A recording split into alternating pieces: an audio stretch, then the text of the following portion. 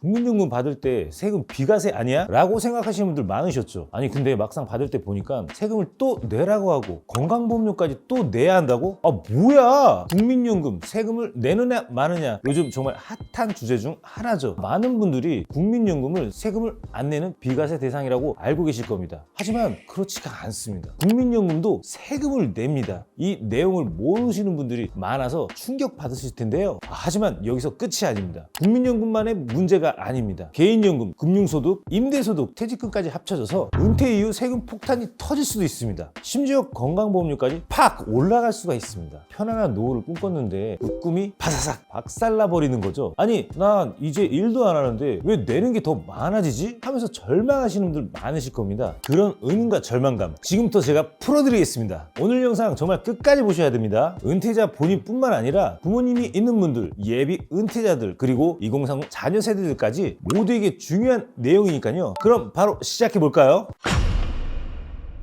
많은 분들이 국민연금은 세금을 안 내는 거 아니야? 라고 생각을 많이 하는데요. 왜 그렇게 생각하시냐면요. 실제로 연금을 수령할 때 뭔가 세금을 떼어가는 느낌이 별로 없거든요. 통장에 그냥 착착 들어오니까 이건 비과세인가? 보다 하고 그냥 넘어가시는 거죠. 그런데 말이죠. 그건 국민연금만 받고 있을 때 얘기입니다. 다른 소득이 하나도 없으면 맞아요. 대부분 세금을 안 냅니다. 그런데 여기서 소득 하나라도 추가가 되면 이야기가 완전히 달라집니다. 이해하기 쉽게 예를 들어보겠습니다. 노후를 대비하셔야 되니 개인연금도 조금 들여뒀으면 개인연금도 수령하고 은행에서 이자도 조금 나오고 퇴직금으로 상가 하나 사가지고 임대료도 조금 들어오고 거기에 심지어 자녀가 준 ETF에서 배당금이 쏙 들어왔다? 이런 소득들이 생기면 국민연금까지 포함해서 몽땅 묶입니다. 그리고 그 순간 여러분들은 종합소득세 대상이 되는 겁니다. 아니 난 그냥 연금만 받아서 조용히 살고 싶은데 하실 수가 있습니다. 그 마음 너무 잘 알죠. 그런데 국세청은 여러분의 소득을 전부 합쳐서 계산을 합니다. 정말 무섭죠. 국민연금이든 뭐든 들어온 돈은 다 본다고 보시면 됩니다. 그러니까 국민연금은 비과세다 이 말은 반만 맞는 겁니다. 조건에 따라서 충분히 과세 대상이 될 수 있다. 이걸 꼭 기억하셔야 돼요. 그럼 여기서 잠깐 개념 한번 짚고 넘어가야겠죠. 종합소득에 대해서 먼저 알아보고 가겠습니다. 종합소득 말 그대로 모든 소득을 합친 것을 말하는 건데요. 근로소득, 연금소득, 이자소득, 배당소득, 사업소득, 임대소득. 대한민국에서는 이런 것들이 합쳐진 종합소득에 대해서 종합소득세율을 적용하게 됩니다. 이게 뭐가 문제냐면 그냥 세율 자체가 셉니다. 기본공제 1,500만 원까지는 세금이 없지만 그 이상부터는 6.6%, 16.5%, 26.4%, 최대 49.5%까지 소득이 많을수록 세금도 기하급수적으로 올라가게 됩니다. 이걸 종합소득 합산, 누진세, 건물의 폭탄의 시작이라고 부르는데요. 이 얘기를 바꿔 말하면 은퇴 후에도 이 종합소득세 대상이 될 수 있다는 것이겠죠. 지금부터 세금 폭탄 맞아서 노후가 흔들린 분들의 사례를 한번 살펴보려고 하는데요. 지금부터 제가 아는 분 실제 사례를 한번 살펴볼게요. 62세의 A씨 평생 직장을 다니시면서 국민연금을 꼬박꼬박 부었습니다. 그리고 이제 드디어 은퇴를 하시게 되었죠. 이제 좀 쉬면서 연금으로 생활을 해야지 생각을 하셨다고 해요. 자, 그럼 A씨가 지금 받고 있는 소득 한번 살펴보겠습니다. 먼저 국민연금 월 120만 원, 1년이면 1,440만 원이죠. 그리고 예전에 들어놓았던 개인연금에서 연 300만 원, 그리고 퇴직금으로 작은 상가 하나 사서 임대소득 연 600만 원, 은행이자 주식 배당 등 금융소득 연 300만 원. 자, 이게 다 합쳐지면 총 2,640만 원입니다. 어때요? 엄청나게 큰 돈 같지는 않죠. 이 정도면 은퇴 후 생활비로 괜찮다라고 생각할 수가 있습니다. 그런데 문제는 이 금액이 종합소득 기준에서는 과세 대상이 되는 겁니다. 연금의 기타 소득이 조금 잡혔다고 하니 괜찮다고 생각할 수가 있습니다. 그렇지만 대한민국에서 세법은 그렇게 안 봅니다. 연금도 연금소득이라고 종합소득으로 본다는 것이죠. 방금 얼마부터 종합소득이라고 했죠? 1,500만 원. 그 밑은 얼마? 바로 6.6%. 이해가 가시나요? 국민연금이든 개인연금이든 이자든 배당이든 임대소득이든 이런 걸 모두 합쳐서 소득으로 봅니다. 무슨 말이냐? 연금으로 연 1,500만 원 이상, 즉 월에 125만 원 이상 받는다면 거기에다가 A씨는 이제 직장인이 아니잖아요. 일정 부분 소득이 넘어가면서 그러니까 지역가입자로 전환이 돼서 건강보험료 소득 기준이 확 올라가게 됩니다. 결국 종합소득세는 물론이고 건강보험료까지 대폭 인상되는 거죠. 그 결과 내가 연금을 더 받는 것 같아도 실제로 통장에 남은 돈은 줄어드는 역설적인 상황이 벌어지게 되는 겁니다.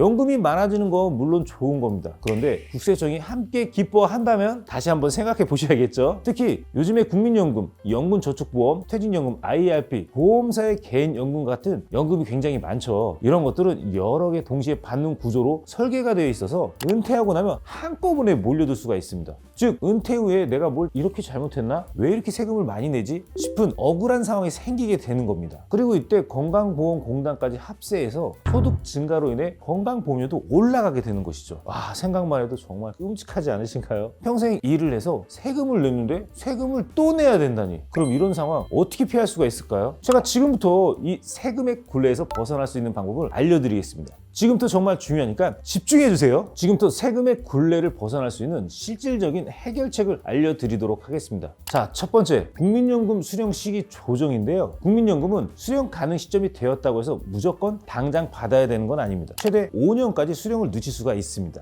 이걸 연기연금이라고 하는데요. 예를 들어서 지금 바로 국민연금이 다른 소득과 겹쳐져서 종합과세 대상이 될 수도 있잖아요. 그럼 아예 수령 시기를 뒤로 미뤄서 세금이 적게 나올 수 있는 시점에 받도록 설계라는 거거든요. 게다가 연기하면 매년 수령액도 올라가기도 하니까는 세금도 줄어들고 연금도 더 받는 일석이조의 전략이 될 수가 있는 거죠. 수령 시점에 대해서는 여러분이 개인 상황에 맞춰서 적절히 조정하시면 되겠습니다. 자, 두 번째, 개인연금 분할 수령인데요. 개인연금은 월 수령액이 125만 원이 넘는 순간 종합과세 대상이 됩니다. 즉 무턱대고 많이 받으면 세금이 훅 올라가는 거죠. 그럼 어떻게 해야 될까요? 그렇죠. 조금씩 길게 나눠서 수령하는 겁니다. 만약 소득이 없는 상태에서 조금만 연금을 수령한다면 10년 이상 분할 수령하면 비과세 혜택처럼 낮은 세금 6.6%만 내고 받을 수가 있고 한 달 수령액이 작으니까 과세 구간도 피할 수가 있습니다. 무조건 오래 받는 게 유리하다. 이걸 기억하고 계시면 됩니다. 세 번째, 금융소득 ISA 계좌로 옮기기입니다. 예금이자 주식배당 이런 금융소득이 있다면 그냥 일반 계좌 말고 ISA 계좌를 넣는 것만으로도 절세가 되는 거거든요. ISA는 개인 종합자산관리 계좌를 말하는 건데요. 다양한 금융상품을 한 계좌에서 통합관리를 할 수 있는 절세형 계좌이거든요. 연 200만 원까지는 비과세로 처리가 되고 그 이상도 단순히 9.9% 분리과세로 끝나는 장점이 있습니다. 게다가 해외 주식 투자도 포함되기 때문에 배당소득과 매매차익 함께 관리가 할 수가 있거든요. 즉 같은 수익이라도 일반 계좌가 있으면 세금을 많이 내지만 이거 활용하면 세금을 확 줄일 수 있는 장점이 있습니다. 자, 마지막 진짜 중요한 네 번째, 소득 설계를 미리 해야 된다는 건데요. 이게 가장 중요한 꿀팁입니다. 정말 중요하지만 많은 분들이 놓치고 있는 부분이기도 하죠. 그때 가서 고민하지 라고 생각하시면 정말 큰일 납니다. 왜냐하면 건강보험료는 6개월 단위로 반영이 되거든요. 즉 올해 하반기에 소득이 늘어나면은 내년 상반기부터 건강보험료가 확 올라가게 되는 구조입니다. 그래서 소득이 생기기 전에 적어도 1년 전부터 전략적으로 설계를 하셔야 됩니다. 제일 좋은 방법으로는 연금을 국민연금이든 개인연금, 퇴직연금, 노란우산, 기타연금으로 하는 게 아니고 사실 제일 좋은 건 보험사의 금융상품을 활용하는 건데요. 정말 말도 안 되는 세금, 비과세 혜택으로 노후 준비를 할 수 있다는 건데요. 연금으로 수령하면 종합소득으로 모두 다 세금 폭탄이 되니 1,500만 원까지만 국민연금으로 수령하게 하고 직장 생활이든 사업이든 하실 때 모으시는 건 모으시고 나머지는 모두 보험사의 금융상품을 활용하는 겁니다. 우리나라에서 유일하게 세금이 비과세가 되는 말도 안 되는 상품인데요. 10년이 지나면 비과세라던데 이 말이 무슨 말이냐면 보험 상품은 연금 효과가 있는 상품으로 일부러 10년 이후 수령하게 설계해 놓고 모든 돈을 거기에다가 모았다가 세금이 안 나가는 구조로 돈을 모을 수 있는 방법이 있는데 그 방법으로 내가 연금을 2억이든 10억이든 모은 다음에 꺼내온다면 세금이 비과세라는 거예요. 그런데 이것도 설계법과 구조 설정, 플랜이 있어야 세금을 안 내면서 모을 수 있는 방법을 해야 하니 이건 저처럼 기업, 자영업, 기타 세금을 잘 알고 있는 전문 컨설팅 하는 그런 전문가에게 의뢰하셔야지만 가능하다는 점 아시면 좋을 것 같습니다. 대부분의 보험 소비자분들은 보험, 생명 종신 상품이라고 이거 죽어야 나오는 거 아니야? 이래서 안 좋은 거야 라고 잘못 알고 계시는 분들이 많은데요. 이거 전략을 잘 세워서 활용하면 완전 대박 중 초대박 방법입니다. 쉽게 얘기해서 자 100억 정도 나가는 부동산이 있다고 한번 해보겠습니다. 만약에 사람이 유고 사망하게 되면 무슨 일이 발생하죠? 바로 상속이 시작됩니다. 그럼 상속이란 뭐죠? 상속세, 세금 최고의 폭탄이라는 겁니다. 자, 공제받을 거 이것저것 크게 받고 배우자 및 기타 공제까지 10억 정도 공제받는다고 생각하면 40억 정도는 세금으로 나올 겁니다. 이거 6개월 이내에 현금으로 낼 수 있는 사람 과연 얼마나 있을까요? 그러나 이런 보험 금융상품을 활용한다면 완전 다른 이야기가 된다는 겁니다.